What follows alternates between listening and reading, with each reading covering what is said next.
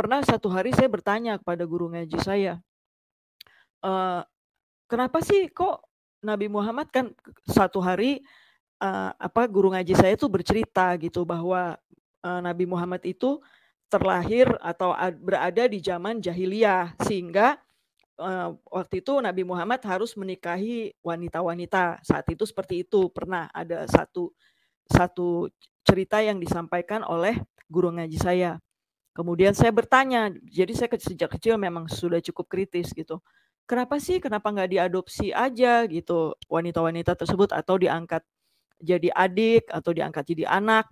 Tapi saya belum pernah dapat suatu jawaban yang cukup memuaskan gitu. Mungkin saya juga nggak menyalahkan, mungkin guru ngaji saya saat itu memang nggak tahu jawabannya juga.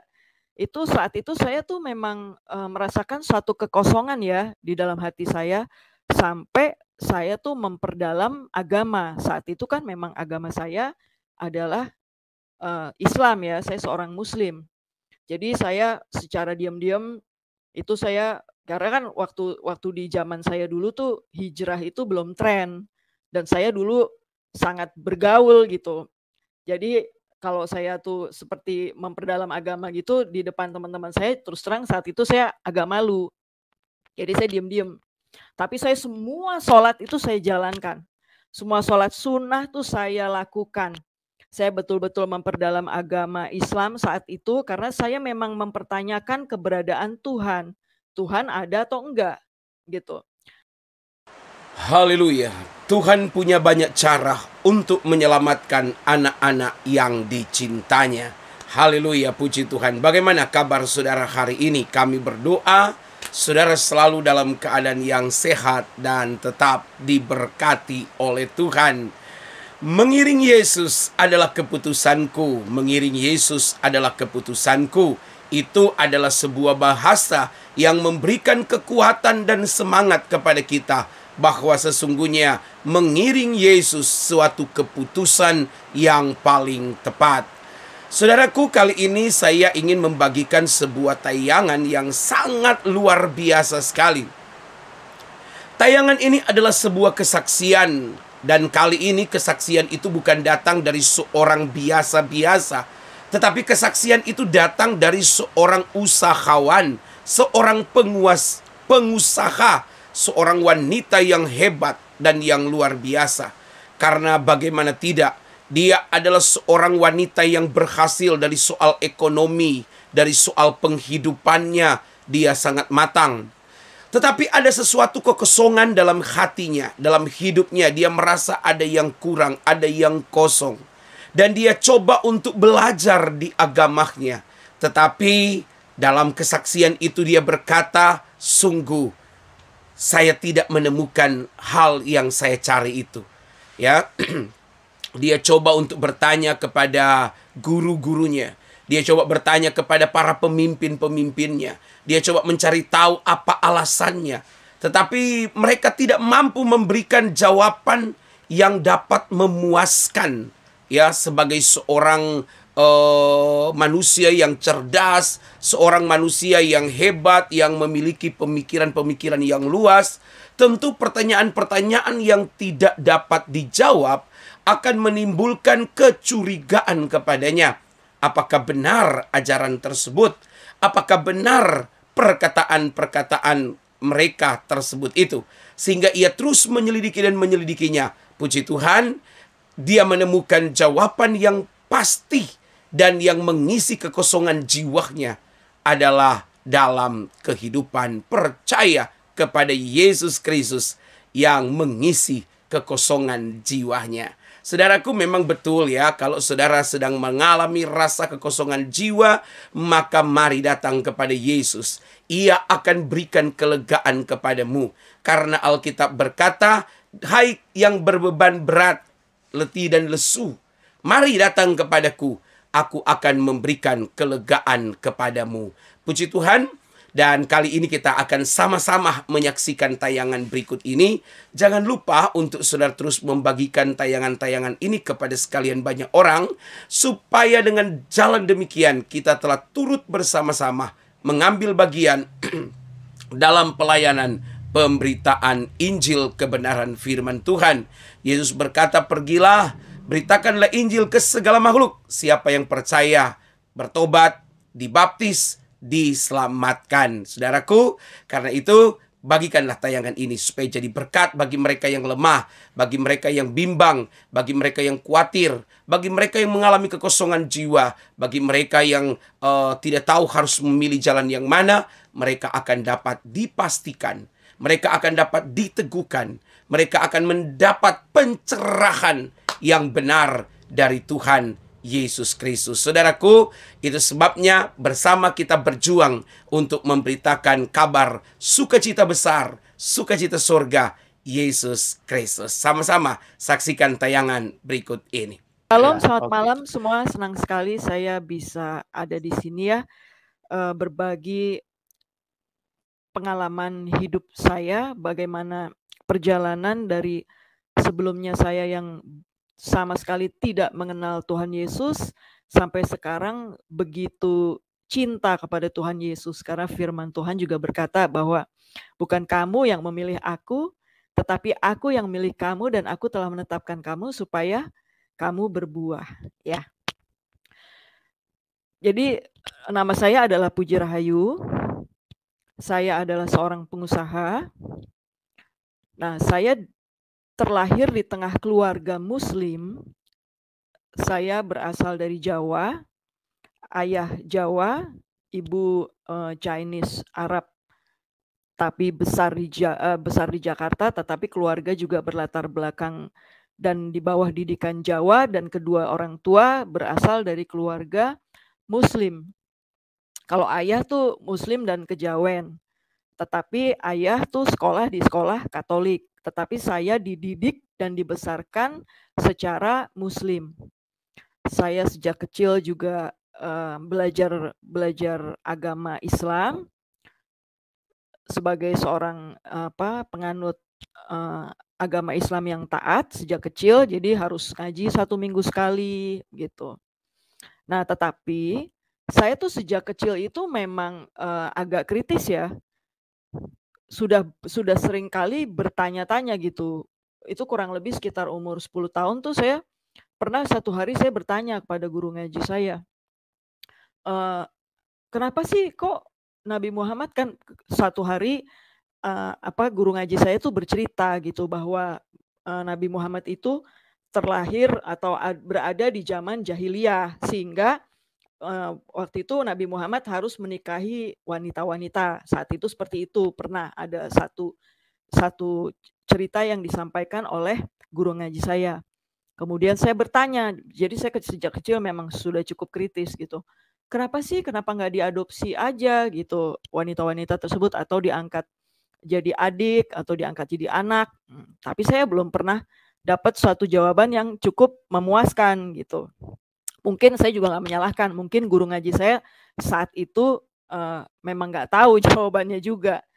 Nah, semakin beranjak dewasa, saat itu saya tuh memang merasakan suatu kekosongan ya di dalam hati saya, sampai saya tuh memperdalam agama. Saat itu kan memang agama saya adalah Islam ya, saya seorang Muslim.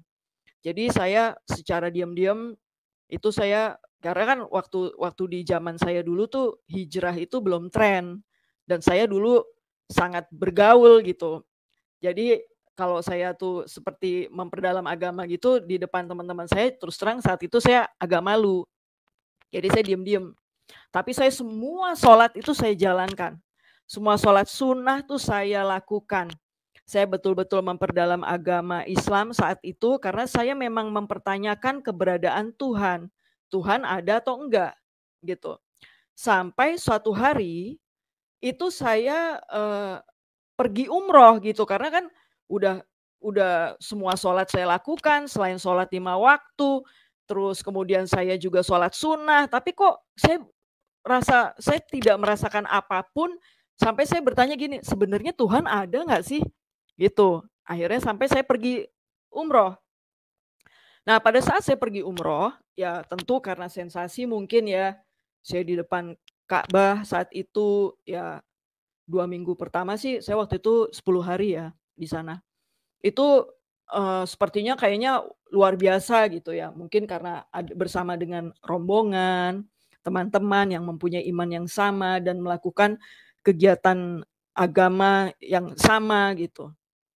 Nah, tetapi begitu kembali ke, Indonesia, nah itu saya kembali lagi kepada cara hidup saya yang sebelumnya gitu, secara dunia gitu.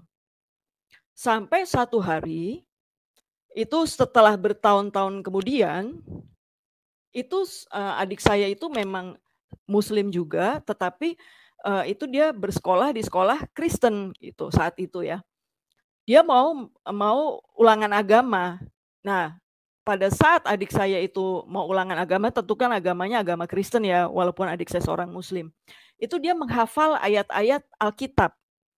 Nah, pada saat dia menghafal ayat Alkitab, dia menghafal satu ayat yang sampai sekarang itu saya sangat ingat. Yohanes 3 ayat 16, karena begitu besar kasih Allah akan dunia ini, sehingga ia mengaruniakan anak yang tunggal, sehingga setiap orang yang percaya kepadanya tidak binasa, melainkan beroleh hidup yang kekal.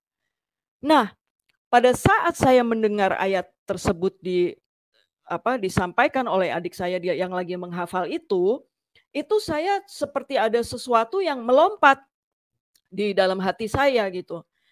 Saya ambil Alkitab dari kamarnya, saya baca Alkitab tersebut.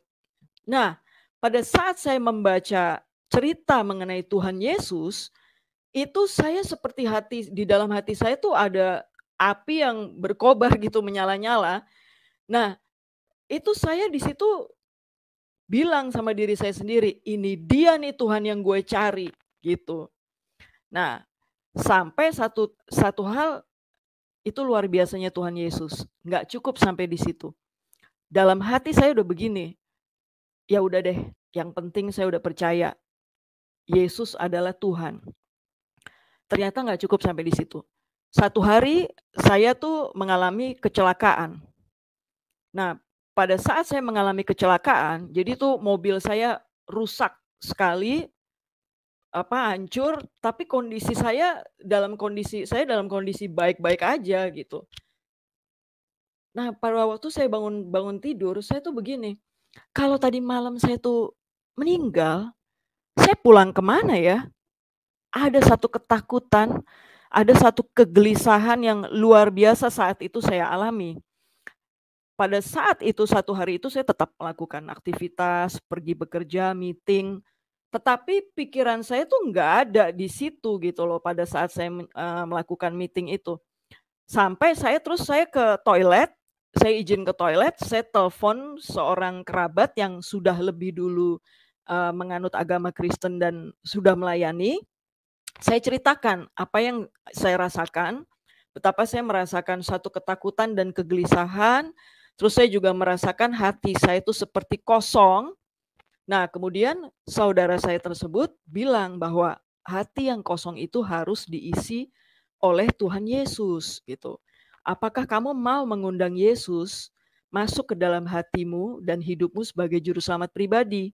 Nah, karena saya memang sebelumnya itu pada saat saya baca ayat-ayat atau cerita mengenai Yesus di Alkitab itu saya udah percaya gitu bahwa Yesus adalah Tuhan yang saya cari. Jadi nggak apa-apa buat saya, nggak masalah gitu. Karena kan firman Tuhan juga di dalam Roma 10 ayat 9 dan 10 berkata, dengan hati orang percaya, dengan mulut mengaku, maka kamu diselamatkan. Jadi saya saat itu mengundang Yesus masuk sebagai juru selamat pribadi ke dalam hati, ke dalam hidup saya.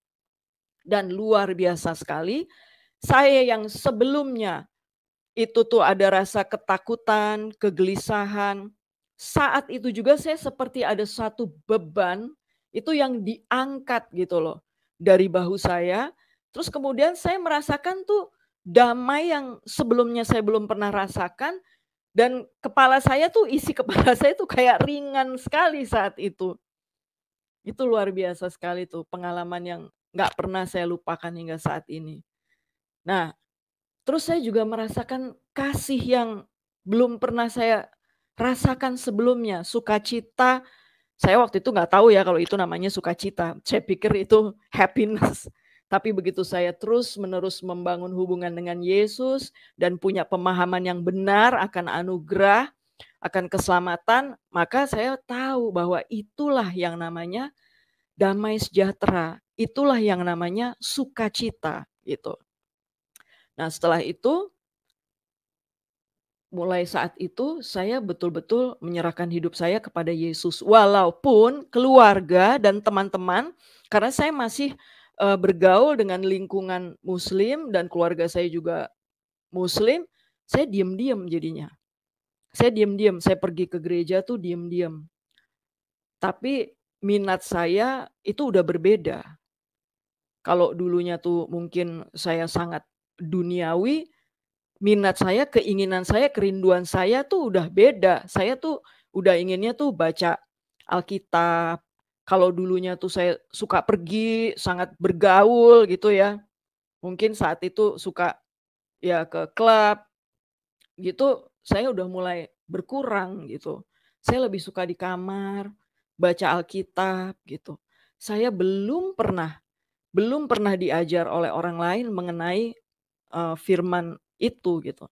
Jadi saya saat itu cari sendiri, saya berdoa, ngikutin manualnya kan kalau di Alkitab tuh di depannya tuh kan ada ya tulisannya cara baca Alkitab tuh dulunya ada lembarannya. Saya dari seperti itu mulainya. Nah, tetapi lama-kelamaan perubahan itu terlihat.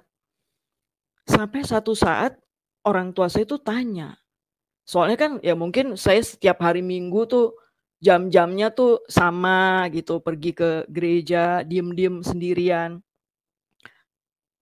Sampai satu hari orang tua saya tanya, apakah kamu tuh sudah pindah agama Kristen?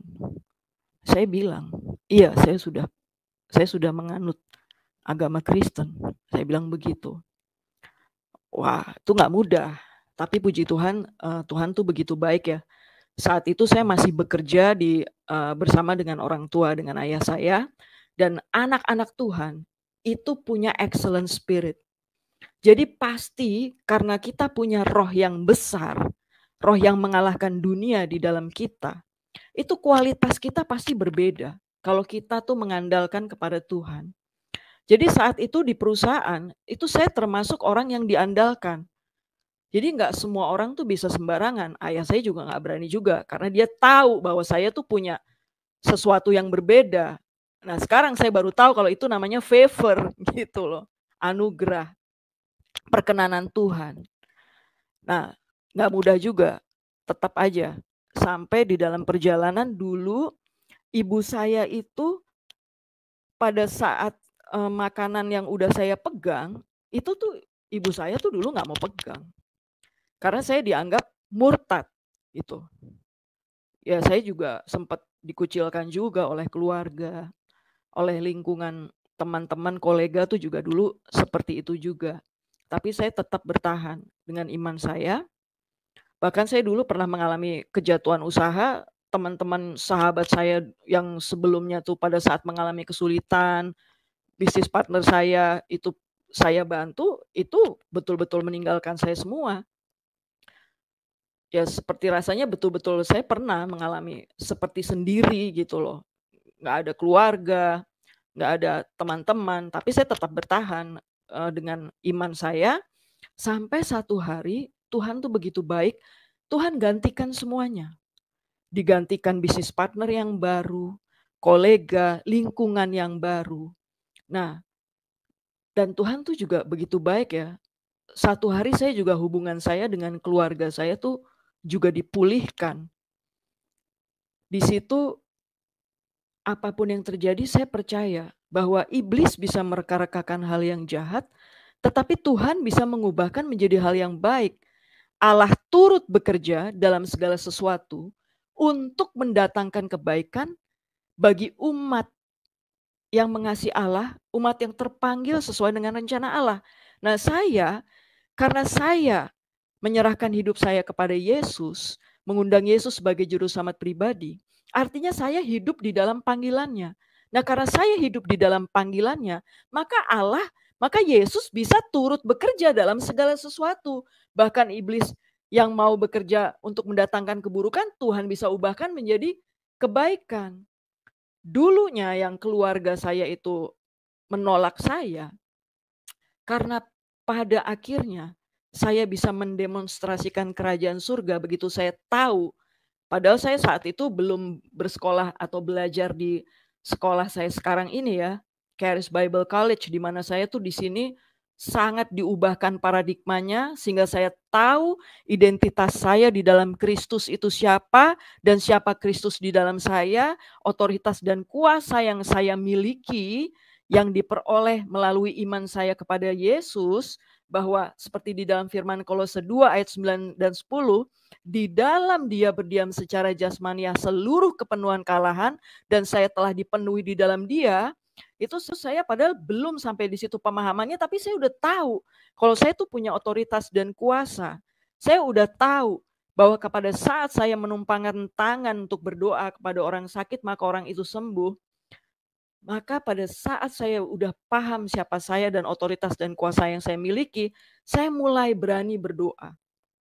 Saya mulai mendoakan keluarga saya. Pada saat keluarga saya sakit, pada saat keluarga saya mengalami pergumulan, akhirnya mereka bisa melihat bahwa saya punya Allah yang berbeda. Saya punya Allah yang hidup. Dan saya berdoa dalam nama Yesus. Sehingga akhirnya sampai sekarang, kalau ada apa-apa, bahkan meskipun keluarga saya masih Muslim, itu udah percaya bahwa 2-3 orang berdoa kepada Bapa dalam nama Yesus, yaitu doa sepakat, itu maka doa kita dijawab. Sehingga keluarga saya hingga saat ini sudah mulai terbiasa untuk berdoa sepakat dalam nama Yesus. Meskipun mereka saat ini masih Muslim. Dan kalau sakit, itu juga berdoa secara kepercayaan saya dalam nama Yesus juga, gitu. Jadi banyak sekali mujizat kesembuhan yang saya alami, di mana tahun 2013 itu saya pernah mengalami sakit liver. Dokter mengatakan bahwa satu orang dokter mengatakan usia saya kurang lebih 6 bulan, yang satu lagi lebih lama lagi, kurang lebih 1 tahun. Tetapi begitu saya menerima pewahyuan, 1 Petrus 2 ayat 24 berkata bahwa bukan saja Tuhan Yesus itu melalui perbuatannya di kayu salib itu membuat saya menerima pengampunan, membuat saya tuh diampuni dosa saya, tetapi juga oleh bilur-bilurnya segala penyakit sembuh.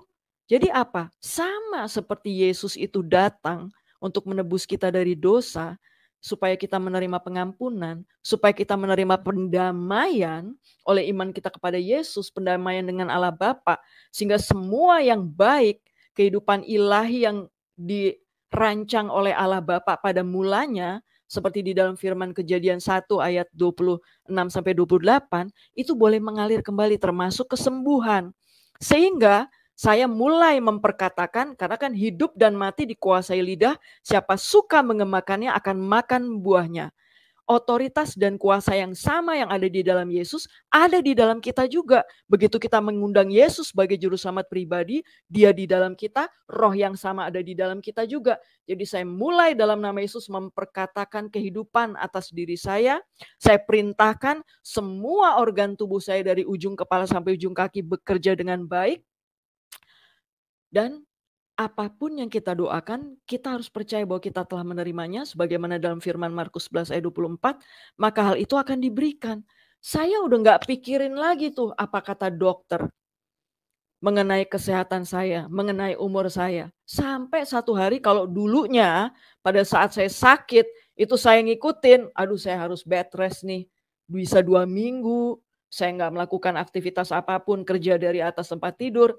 Tetapi begitu saya tahu saya memiliki iman kepada apa yang sudah dilakukan Yesus di kayu salib, bahwa kesembuhan itu adalah bagian dari penebusan yang dilakukan oleh Yesus di kayu salib.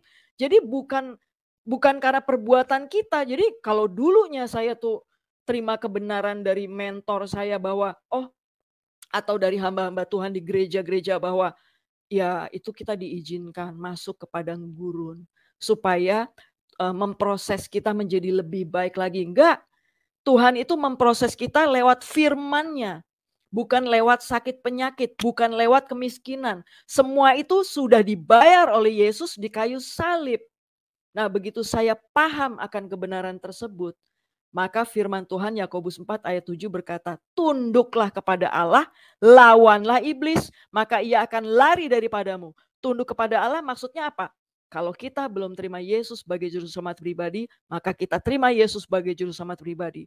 Kalau kita sudah terima, maka kita percaya bahwa kalau oleh bilur-bilurnya kita sembuh, Yesus berkata begitu, kita percaya.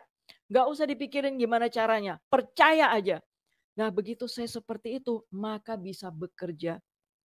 Efesus 2 ayat 8 dan 9 berkata, oleh anugerah melalui iman kita diselamatkan. Sama, oleh anugerah melalui iman kita disembuhkan, kita dimakmurkan, kita dipulihkan, kita dipromosikan, apapun kerinduan kita itu.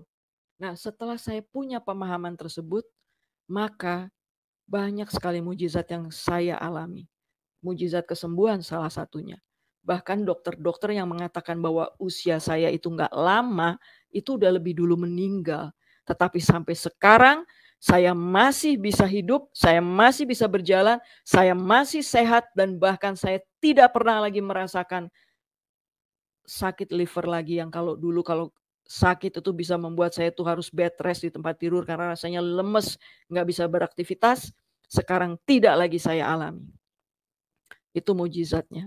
Dan mujizatnya yang lain lagi, keluarga saya sudah mulai menerima. Keluarga saya sudah mulai terbiasa berdoa di dalam nama Yesus. Dan saya percaya firman Tuhan berkata bahwa satu orang bertobat maka seisi rumah diselamatkan. Itu akan terjadi atas keluarga saya. Saya percaya keluarga saya semuanya akan menjadi hamba-hamba Tuhan yang melayani Tuhan dengan segenap hati, mengasihi Tuhan dengan segenap hati, kekuatan, dan sepenuhnya. Sekian, terima kasih. Tuhan memberkati. Pak Yusuf dan teman-teman ya. Yohanes 3 ayat 16 berkata, karena begitu besar kasih Allah akan dunia ini, sehingga ia telah mengaruniakan anaknya yang tunggal, supaya setiap orang yang percaya kepadanya atau mempunyai iman kepadanya tidak binasa. Nah, dulu pada saat saya menerima Yesus, saya pikir itu aja tujuannya. Supaya kita tuh nggak masuk neraka. Supaya kita nggak binasa. Padahal ternyata begitu saya sekarang menerima pemahaman yang benar akan hal ini. Sebetulnya tujuannya bukan hanya agar kita tidak binasa, tetapi tujuan yang paling utama itu agar kita memiliki hubungan kembali. Kan dikatakan yang mempunyai iman kepadanya tidak binasa, melainkan beroleh hidup yang kekal. Jadi sebetulnya hidup kekal itu bukan hidup selama-lamanya di surga, bukan. Hidup kekal itu artinya mengenal Allah yang benar. Siapa Allah yang benar? Yohanes 17 ayat 3 dikatakan, inilah hidup kekal itu, yaitu mengenal Allah yang benar dan mengenal Yesus Kristus yang diutusnya. Jadi siapa Allah yang benar? Allah yang benar adalah Allah yang mengutus Yesus. Yohanes 14 berkata, Yesus sendiri mengatakan, akulah jalan, kebenaran, dan hidup. Tidak ada seorang pun yang dapat datang kepada Bapa jika tidak melalui aku. Jadi hanya lewat Yesus kita bisa mengalami pendamaian dengan Allah Bapa. Melalui iman kita kepada Yesus. Efesus 2 ayat 8 dan 9 kan berkata, oleh anugerah melalui iman kamu diselamatkan. Itu bukan perbuatanmu, itu bukan performamu. Jangan ada yang memegahkan diri. Jadi nggak ada perbuatan baik kita yang bisa membuat kita itu menerima keselamatan. Itulah kenapa Allah Bapa mengaruniakan anaknya yang tunggal, Yesus Kristus, menggantikan posisi kita di kayu salib, sehingga setiap orang yang memiliki iman kepada karya salib Yesus, kepada apa yang dilakukan oleh Yesus di kayu salib, maka mengalami rekonsiliasi dengan Allah Bapa. Gitu loh. Hanya iman kita kepada Yesus yang membuat kita itu bisa menerima roh anaknya. Dikatakan di dalam firman Roma, dia dan di dalam firman Galatia, dia menyuruh roh anaknya ke dalam hati kita yang membuat kita dapat berseru, ya Aba, ya Bapa. Di dalam Roma 8, itu dikatakan kamu tidak menerima roh perbudakan yang membuat kamu takut lagi. Kenapa roh perbudakan yang membuat kamu takut lagi? Karena begitu Adam dan Hawa jatuh ke dalam dosa, di dalam firman kitab Kejadian 2 ayat 17, di sini kan dikatakan ya, ayat kita lihat dari ayat 16. Lalu Tuhan Allah yang menempatkan manusia di dalam Taman Eden untuk mengusahakan dan memelihara taman itu, memberikan perintah kepada manusia, semua pohon dalam taman ini boleh kau makan buahnya dengan bebas. Jadi saat itu ada 3 jenis pohon. Yang pertama pohon kehidupan, yang kedua pohon-pohonan, semua jenis pohon, yang ketiga itu pohon tentang pohon pengetahuan tentang yang baik dan yang jahat. Itu dilarang untuk dimakan. Allah berkata, kalau kamu makan, sebab pada hari kamu makan, kamu akan mati. Nah, manusia itu jatuh ke dalam tipu daya iblis. Sebagaimana tadi disampaikan oleh Pak Yusuf. Manusia dengar perkataan iblis, dia makan buah itu, sehingga manusia jatuh ke dalam dosa. Karena dia taat kepada iblis, siapa yang tunduk kepada orang itu, maka dia menjadi hamba orang itu. Roma 6 mengatakan seperti itu kan firman-Nya. Nah, manusia kodratnya yang tadinya kodrat ilahi, itu berubah jadi kodrat dosa. Makanya manusia tuh dari kecil aja tuh belum pernah ada yang mengajar berbohong. Seperti tadi Pak Yusuf katakan, udah pinter bohong. Karena kodratnya berubah. Karena Adam dan Hawa jatuh ke dalam dosa, dari yang sebelumnya kodratnya ilahi jadi kodrat dosa. Itulah pentingnya memiliki iman kepada Yesus. Sehingga kodrat manusia itu bisa kembali lagi menjadi kodrat ilahi. Nah, akibat manusia atau Adam dan Hawa jatuh ke dalam dosa tuh, bumi itu jadi apa? Kuasanya kembali, kuasanya yang tadinya bumi itu diberikan kepada manusia, pindah kepada iblis. Itulah pentingnya kita memiliki iman kepada apa yang dilakukan Yesus di kayu salib. Sehingga firman Tuhan kan berkata, tunduklah kepada Allah, lawanlah iblis, maka ia akan lari daripadamu. Jadi otoritas dan kuasa yang dulu diberikan oleh Allah kepada manusia yang beralih kepada iblis karena manusia jatuh ke dalam dosa, bisa beralih lagi kepada manusia. Gitu loh. Sehingga manusia bisa kembali memiliki otoritas dan kuasa. Sebagaimana di dalam firman Lukas, dikatakan di sini, sebentar. Karena kita menjadi satu, begitu kita memiliki iman kepada Yesus, kita dibuat menjadi benar diri. 2 Korintus 5 ayat 21. Dikatakan, kita dibuat menjadi benar diri oleh Yesus. Kenapa? Yesus terima dosa kita terima kebenaran dirinya Yesus. Jadi Allah Bapa kalau ngelihat kita itu udah bukan ngelihat tubuh dan jiwa kita lagi, tetapi ngelihatnya Yesus yang ada, roh anaknya yang ada di dalam diri kita yang memiliki iman kepada Yesus. Nah, Allah juga sebagaimana dalam firman Kolose 2 ayat 9 dan 10 berkata, sebab dalam dialah berdiam secara jasmania seluruh kepenuhan kealahan, kamu telah dipenuhi di dalam dia. Nah, jadi semua kepenuhan yang ada di dalam Kristus itu ada di dalam diri setiap kita juga. Bayangkan itu. Lukas 10 ayat 19 itu berkata, sesungguhnya kata Yesus, aku telah memberikan kepada kamu kuasa untuk menginjak ular dan kalajengking dan kuasa untuk menahan kekuatan musuh sehingga tidak ada lagi yang dapat membahayakan kamu. Roma 8 ayat 11, roh yang sama yang membangkitkan Yesus dari antara orang mati itu ada di dalam diri setiap kita yang memiliki Yesus, yang menerima Yesus sebagai juru selamat pribadi. Juga sama bukan saja bisa memberikan kesembuhan pada saat kita menumpangkan tangan kepada orang sakit karena roh Allah yang bekerja melalui kita, bahkan membangkitkan orang mati, bahkan membangkitkan apapun, bisnis apapun yang perlu dibangkitkan Bapak Ibu. Itu ya. Sudah cukup dari saya Pak.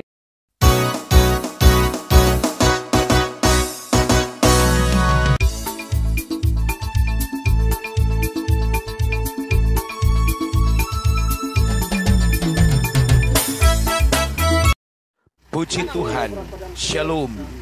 Dengan mengucap syukur dalam nama Bapa, Putra dan Roh Kudus, persiapan pembangunan gedung gereja di lahan yang dihibahkan pemerintah kepada kami telah atau sementara dikerjakan.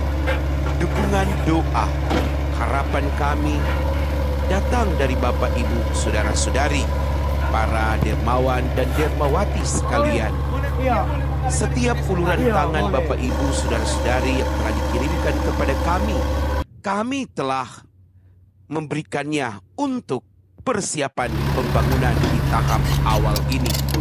Atas setiap partisipasi keterbebanannya, kami bersama seluruh jemaat mengucapkan banyak terima kasih. Puji Tuhan, haleluya, Tuhan telah memberkati saudara yang telah menyaksikan bersama-sama kami tayangan berikut ini. Dan saya percaya saudara tidak rugi. Tetap kuat di dalam Tuhan, tetap berjuang terus dalam Tuhan, setia ikut Tuhan. Jangan sampai kita yang terdahulu menjadi yang terkemudian, dan mereka yang terkemudian menjadi yang terdahulu. Senang sekali kami terus dapat menjumpai saudara. Jangan lupa untuk kita selalu terhubung di dalam doa setiap waktu kepada Tuhan. Saudaraku, sampai berjumpa lagi dalam program acara kami selanjutnya. Doa kami bersama tim pelayanan, saudara diberkati oleh Tuhan sekarang dan sampai selama-lamanya. Yesus satu-satunya juru selamat, Yesus kekuatanku, Yesus pengharapan dan penghiburan bagi yang lemah, bagi yang khawatir, dan bagi yang bimbang. Haleluya, haleluya. Shalom.